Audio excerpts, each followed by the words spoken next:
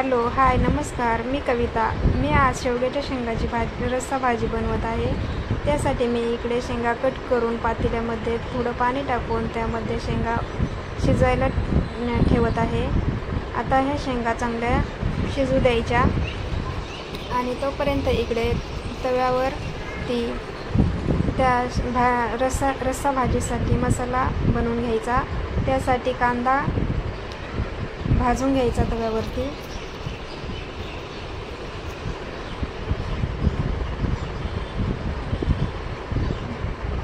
हे पहा, छान गोल्डन रंग होईपर्यंत कांदा भाजून घ्यायचा. आता कांदा भाजलेला आहे, आता तो काढून घ्यायचा आहे कांदा. आणि त्यानंतर खोबऱ्याचा किस करून घेतलेला आहे मी, सुके खोबरा, तो पण भाजून घ्यायचा आहे.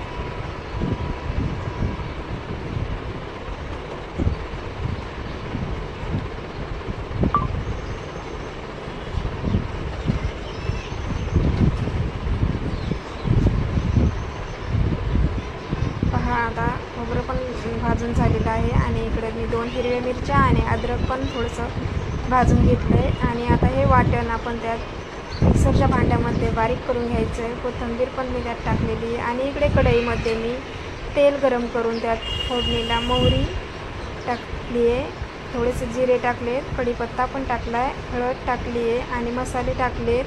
आणि आपण जे वाटण बारीक करून घेतलं होतं ते वाटण टाकलेलं आहे त्यामध्ये. पहा कसं छान दिसते, खूप छान बनते. अशा पद्धतीने भाजी बनवून पहा तुम्ही एकदा. काहीच नाही, फक्त कांदा आणि खोबऱ्याचं वाटण केलेलं आहे. आणि आता त्यामध्ये उकडलेल्या शेंगा टाकून घ्यायच्या आपल्या त्या वाटणामध्ये. परतलेल्या वाटणामध्ये थोड्याशा शेंगा परतून घ्यायच्या आहेत.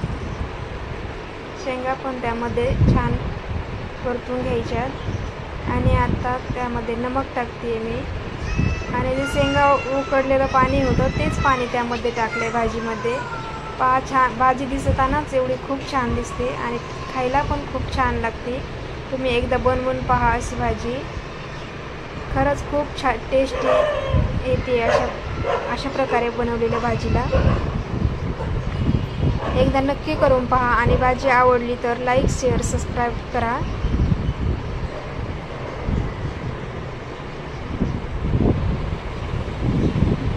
थोडी आता शिजवू द्यायची आहे भाजी झाकण ठेवून. आणि पहा आता कशी छान बनली आहे शिजवून भाजी. खूपच टेस्टी बनते, एकदा नक्की बनवून पहा अशा पद्धतीने. पहा आता इकडे मी त्यासोबत भात